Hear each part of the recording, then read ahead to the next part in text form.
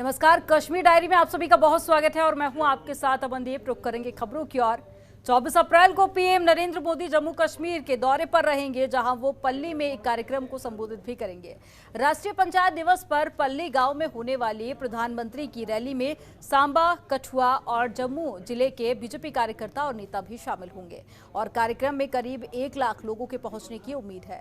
Party सूत्रों के अनुसार प्रदेश के 20 जिलों में से केवल 3 जिलों सांबा, कठुआ और जम्मू के बीजेपी कार्यकर्ताओं को कार्यक्रम में हिस्सा लेने के लिए पार्टी स्तर पर कहा गया है, जिसके लिए संबंधित जिला अध्यक्ष पर्याप्त व्यवस्था करेंगे। बाकी जिलों के कार्यकर्ताओं को कार्यक्रम में आने के लिए मनाही नहीं है, लेकिन व्यवस्थाओं को बेहतर बनाने के लिए उन्हें अपने जिलों से ही वर्चुअली जुड़ने के लिए कहा गया है। आपको बता दें कि आर्टिकल 370 की समाप्ति के बाद पीएम नरेंद्र मोदी जम्मू कश्मीर में पहली बार राष्ट्रीय स्तर के किसी बड़े कार्यक्रम में शिरकत करेंगे, उसे संबोधित करेंगे। ऐसे में प्रदेश सरकार के साथ साथ बीजेपी भी कार्यक्रम को सफल बनाने और ज्यादा से ज्यादा लोगों को जुटाने में जुटी हुई है। और ज्यादा जानकारी के साथ में ब्यूरो चीफ ज्योति पचनंदा जुड़ गए हैं। ज्योति, आर्टिकल 370 हटने के बाद में प्रधानमंत्री नरेंद्र मोदी पहली बार किसी बड़े स्तर के कार्यक्रम में पहुंच रहे हैं और साथ ही कार्यक्रम को संबोधित भी करने वाले हैं।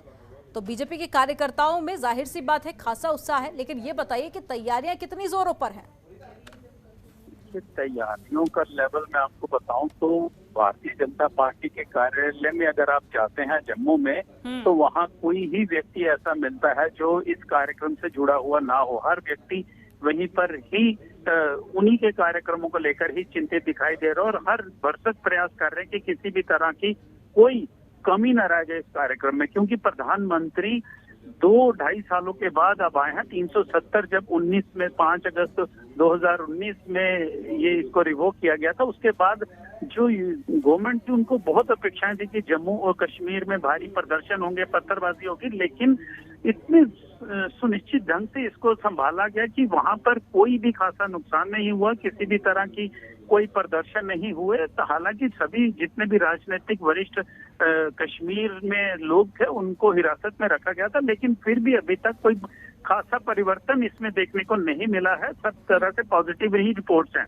और अब चूंकि 24 अप्रैल को प्रधानमंत्री आ रहे हैं 370 के रिवोकेशन के बाद, तो निसंदेह काफी अपेक्षाएं हैं भारतीय जनता पार्टी को भी, एलजी सरकार को भी, कि वो यहाँ पर किस तरह की घोषणाएं करते हैं। हालांकि उस दिन उनका भी ये कार्यक्रम तो निश्चित है कि वो पंचायत दिवस के अवसर पर पंच और सरपंचों से डायरेक्ट संवाद करेंगे, उनसे बातचीत करेंगे और इसको चलते हुए, लेकिन इन सबसे पहले जम्मू कश्मीर में प्रदर्शनों का जोर अधिक हो गया और हर व्यक्ति प्रदर्शन करता हुआ यही दिखाई दे रहा है कि वो प्रदर्शन, अगर उनकी मांगे पूरी ना हुई तो प्रधानमंत्री के विजिट पर हम वहां भी विरोध प्रदर्शन करेंगे। तो इनका लेवल अगर आज की भी अगर देखेंगे तो कम से कम 10 से 12 विरोध प्रदर्शन सिर्फ जम्मू में ही हुए हैं। तो एक बड़ी सूची है कि प्रधानमंत्री के आने का सबको ये अपेक्षा है कि अगर उनकी बातें उनके समक्ष रखी जाएंगी तो निसंदेह पूरी होंगी। ये उनकी लोकप्रियता है और लोगों में एक प्रेम का भाव भी है जो इतनी अपेक्षाएं रख रहे हैं। तो कुल मिलाकर कहा जाए तो मिला-जुला असर ज्योतिष का देखा जा रहा है। जहां एक और खुशी का माहौल है तो वहीं दूसरी तरफ कुछ नेगेटिव खबरें भी निकलकर सामने आ रही हैं पीएम मोदी के दौरे को लेकर। तमाम जानकारी साझा करने के लिए बहुत शुक्रिया आपका।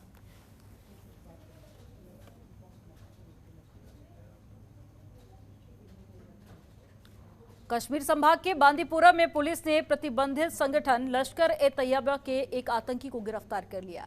जानकारी के अनुसार बांदीपुरा पुलिस को एक गुप्त सूचना मिली थी कि लश्कर-ए-तैयबा के साथ हाल ही में जुड़ा एक आतंकी बागू में छुपा हुआ है और पुलिस ने इस इनपुट पर काम करते हुए आतंकी को पकड़ने के लिए टीम का गठन किया, जिसके बाद टीम ने आमिर तारिक खान उर्फ वलीद को गिरफ्तार कर लिया।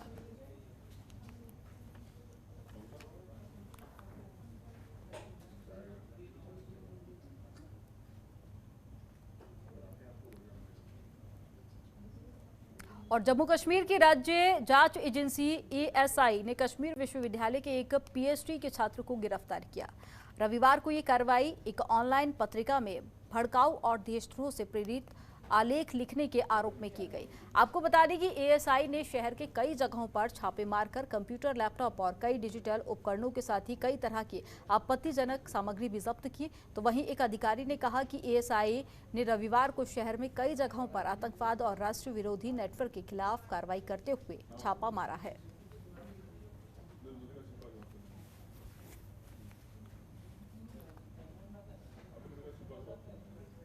बारामूला में आतंकवादियों से मिली धमकी भरे पत्र के विरोध में कश्मीरी पंडित डिप्टी कमिश्नर के दफ्तर पहुंचे और एसएसपी से धमकी भरे पत्र की जांच करने की मांग की गई। इस दौरान उन्होंने कहा कि धमकी मिलने के बाद से वो असहज महसूस कर रहे हैं और डर कर रह रहे हैं।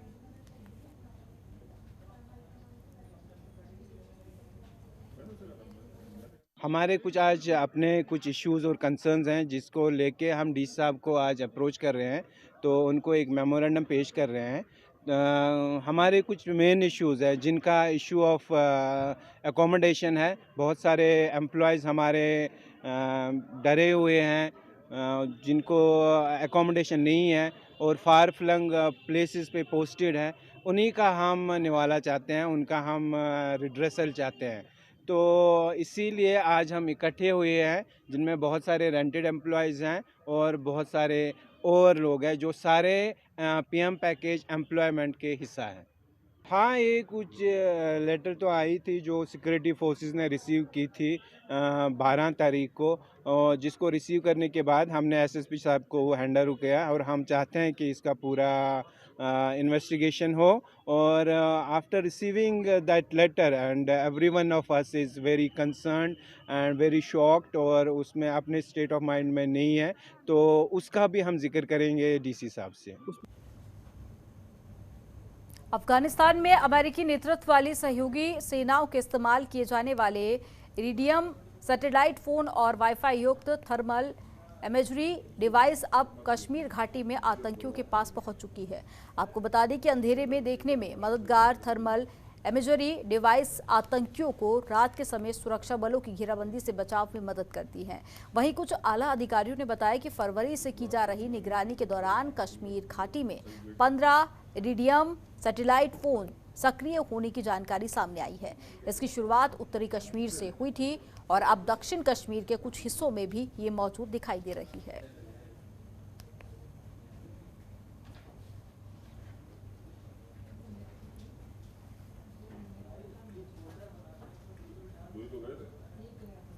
जम्मू कश्मीर के किश्तवाड़ जिले में सोमवार को लोगों को भूकंप के झटके महसूस हुए।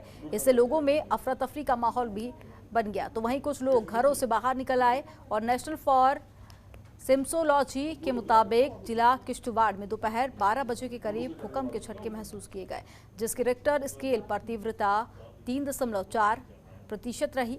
तो वहीं फिलहाल भूकंप के कारण जानमाल के नुकसान की सूचना सामने नहीं आई है।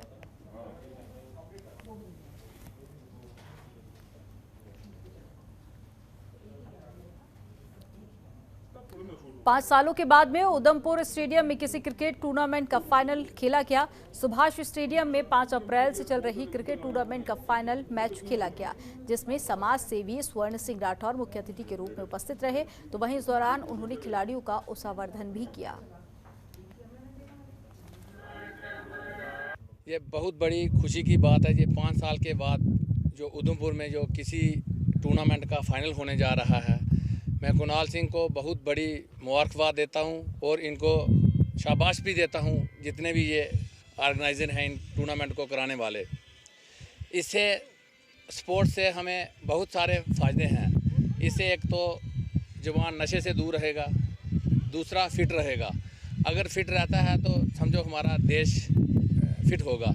और भी टूर्नामेंटें हुई, मैं आपके मीडियम के माध्यम से उनको भी यही मैसेज देना चाहता हूं कि जिन टूर्नामेंटों के फाइनल बचे हैं वो भी इधर आके अपने फाइनल करवाएं। जम्मू शहर में पीएचई डेलीवेयर कर्मचारियों ने सोमवार को अपनी मांगों को लेकर जोरदार प्रदर्शन किया। इस दौरान कर्मचारियों राज्यपाल कार्यालय घेराव करने के लिए आगे बढ़े और प्रदर्शनकारियों ने पुलिस की बैरिकेड को तोड़कर आगे बढ़ने की कोशिश की। जहां कर्मचारियों और पुलिस के बीच में हल्की झड़प भी देखने को मिली, तो वहीं कर्मचारियों का कहना है कि पुलिस ने प्रदर्शन के दौरान उन पर हल्का बल प्रयोग भी किया और उनके कुछ साथियों को पुलिस ने पकड़ भी लिया और इसे लेकर वे सड़क पर ही धरने पर बैठ गए। कर्मचारियों ने बताया कि जम्मू में 22,000 और कश्मीर में 10,000 के करीब कर्मचारी काम कर रहे हैं और वो लंबे समय से सरकार से उनकी समस्याओं को हल करने की मांग कर रहे हैं, लेकिन अब तक इन्हें हल नहीं किया गया।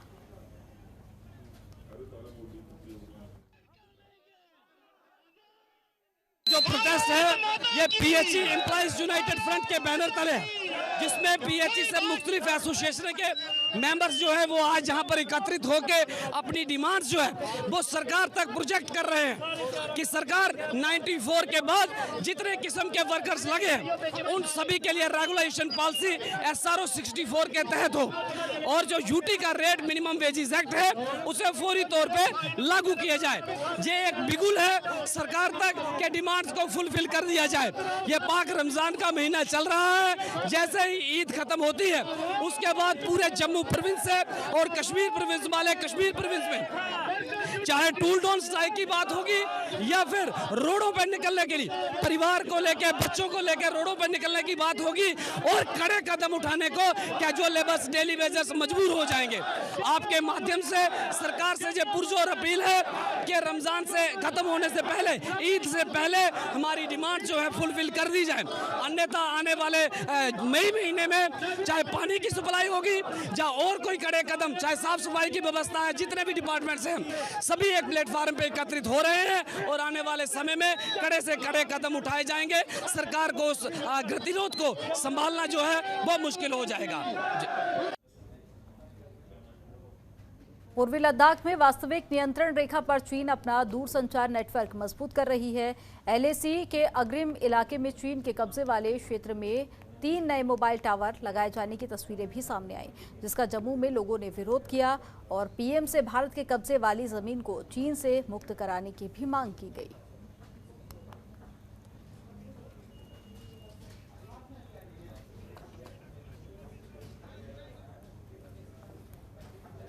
जम्मू में शिवसेना के कार्यकर्ताओं ने आम जनता को महंगाई भत्ता जारी करने की मांग को लेकर जोरदार प्रदर्शन किया, जिसमें शिवसेना के कार्यकर्ताओं ने सरकार पर आरोप लगाया कि महंगाई को काबू करने में सरकार नाकामयाब साबित हुई है।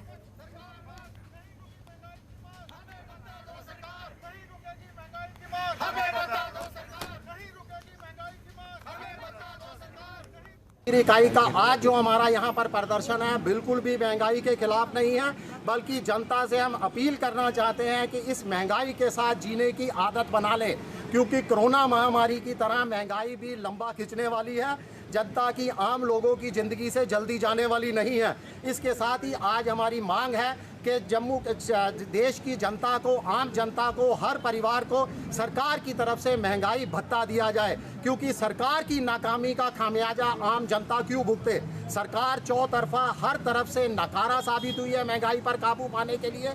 विश्व के अंदर 117 देशों की सूची में हमारा देश भुखमरी के में 101 नंबर पर पहुंच चुका है।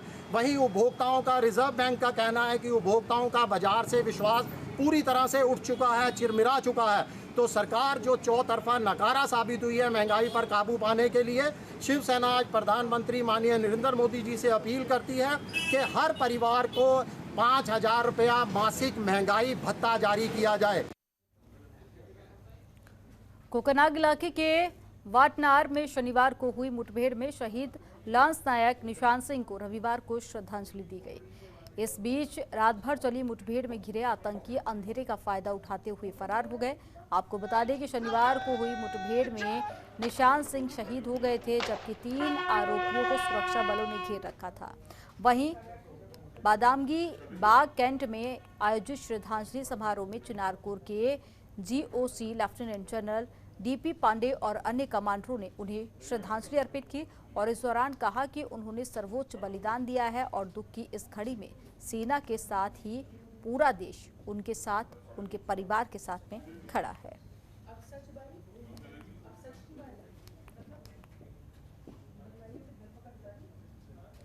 कश्मीर संभाग के कुपवाड़ा जिले में पुलिस ने एक आतंकी मददगार को पकड़ने में सफलता हासिल की। आतंकी मददगार के पास से पुलिस ने एक चीनी पिस्टल, 2 पिस्टल मैगजीन और साथ ही 9 mm की 13 गोलियां और एक मोबाइल फोन समेत गोला बारूद बरामद किया। रविवार को अंदवाड़ा के सोनमुल्लाह चौराहे पर सुरक्षा बलों ने एक संयुक्त नाका लगाया था और इस दौरान एक व्यक्ति उन्हें देखकर भागने की कोशिश करने लगा। इस पर सुरक्षा बलों ने चौकसी दिखाते हुए उसे पकड़ लिया और पूछताछ में पता चला कि आतंकियों का मददगार है। वहीं उसके पास से हथियार भी बरामद किए गए।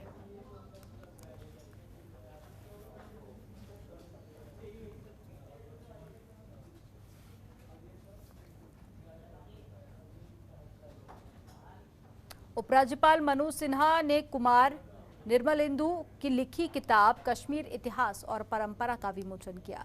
आपको बता दें कि कश्मीर के इतिहास और परंपराओं पर यह पुस्तक महाभारत काल से क्षेत्र के विभिन्न ऐतिहासिक और पौराणिक पहलुओं पर एक विस्तृत विवरण प्रस्तुत करती है।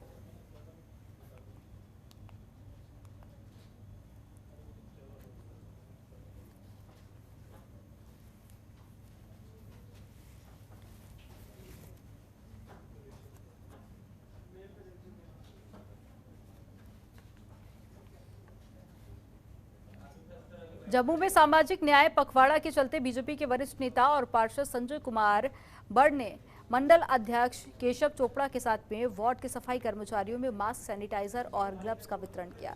साथ ही उन्हें गमछा पहनाकर सम्मानित भी किया।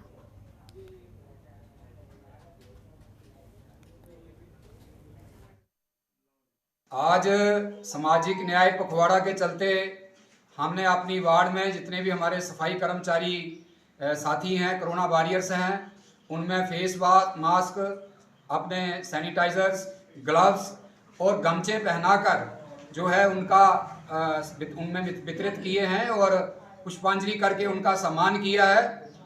हम जैसा जानते हैं कि माननीय प्रधानमंत्री नरेंद्र मोदी जी के नेतृत्व में सही मायने में जो सामाजिक न्याय है वो समाज के साथ हो रहा है और केंद्र सरकार की जितनी भी स्कीम्स हैं वो जमीनी स्तर पर पंक्ति में खड़े आखिरी व्यक्ति तक पहुंच रही हैं। इसको और मजबूती मिले ऐसे कार्यक्रम करने का जो पखवाड़ा मनाने का पार्टी का हमारा कार्यक्रम चल रहा है, उसी के अंतर्गत आज हमने ये कार्यक्रम किया है। इस मौके पर हमारे मंडल के अध्यक्ष केशव चोपड़ा जी, हमारे sentry inspector William ji, ward प्रधान अशोक वजीर जी और हमारे सभी कार्यकर्ता विशेष रूप से इस कार्यक्रम में उपस्थित रहे। जम्मू कश्मीर के उत्तरी इलाके में तीतवाल नियंत्रण रेखा के पास प्राचीन माता शारदा देवी के मंदिर को बनाने का काम शुरू हो गया।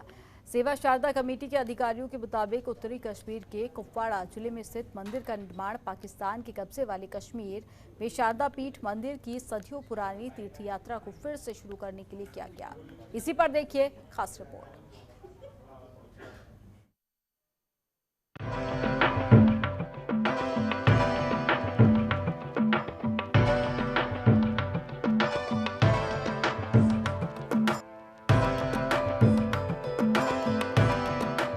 एलओसी से महज 500 मीटर दूर है शारदा पीठ मंदिर।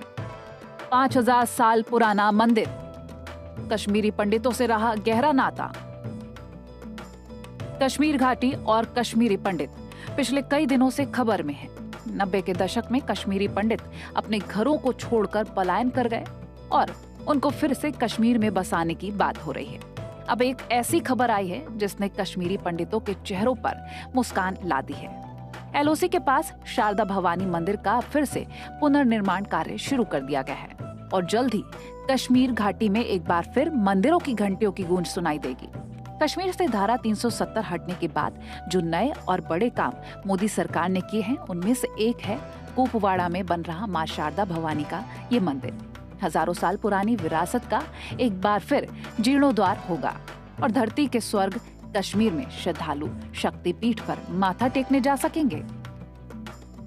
मां शारदा भवानी का मंदिर एलओसी से महज 500 मीटर की दूरी पर है और जो दशकों से ना हो पाया वो अब हो रहा है। घाटी में माता का धाम बन रहा है और मान्यताओं के मुताबिक शारदा पीठ मंदिर शाक्त संप्रदाय को समर्पित पहला तीर्थ स्थल है। कश्मीर के इसी मंदिर में सबसे पहले देवी की स्थापना की गई थी। बाद में घाटी में खीर भवानी मंदिर और माता वैष्णो देवी मंदिर की स्थापना हुई। ये पावन स्थल 18 महाशक्ति पीठों में एक के तौर पर पूजा जाता है। करीब 5000 साल पुराने इस मंदिर के अस्तित्व से कश्मीरी पंडितों का शुरू से नाता रहा है। अमरनाथ और अनंतनाग के मारतंड सूर्य मंदिर की तरह शारदा पीठ मंदिर भी कश्मीरी पंडितों की आस्था का केंद्र है। देश के विभाजन से पहले शारदा पीठ मंदिर के लिए छड़ी मुबारक से लेकर विधि विधान से पूजा अर्चना की जाती थी। कुपवाड़ा में LOC के करीब जहां मंदिर की स्थापना की जा रही है, वहीं गुरुद्वारा और मस्जिद का भी निर्माण किया जाएगा। कश्मीर एक बार फिर अपने पुराने स्वरूप में नजर आए। कश्मीरी पंडितों को उनका खोया वजूद वापस मिले, घाटी में अमन चैन कायम हो, इसकी कोशिश मोदी सरकार लगातार कर रही है। शारदा शक्तिपीठ का निर्माण भी इसी दिशा में एक मील का पत्थर साबित होगा। ब्यूरो रिपोर्ट, जनतंत्र टीवी। प्रदेश में 224 करोड़ की लागत से बने इकलौते थर्मल पावर प्लांट को सरकार अब बंद करने जा रही है। कश्मीर के पुलवामा जिले के पांपोर में थर्मल प्लांट की कुल बिजली उत्पादन क्षमता और इस थर्मल प्लांट से तैयार होने वाली बिजली महंगी होने के चलते ये फैसला लिया गया। आपको बता दें कि पिछले कुछ सालों से आपातकालीन स्थिति में यहां से बिजली का उत्पादन किया जा रहा था और आधिकारिक सूत्रों के अनुसार 1989 में पांपोर में थर्मल प्लांट की 2 गैस टरबाइन स्थापित की गई थी, जिसकी कुल क्षमता 75 मेगावाट थी। इसके बाद 1995 में इस प्लांट का दर्जा बढ़ाया गया।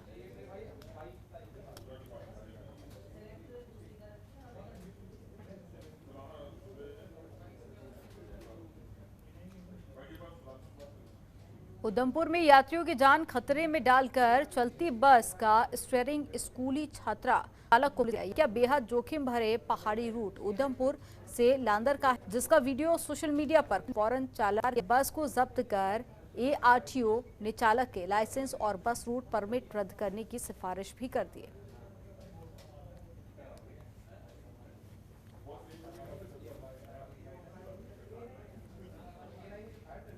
और इसी के साथ बुलेटिन में फिलहाल इतना ही। आप देखते रहिए जनतंत्र टीवी। खबरों के निष्पक्ष विश्लेषण के लिए सब्सक्राइब करें Jantantra TV and press the bell icon. Never miss any update.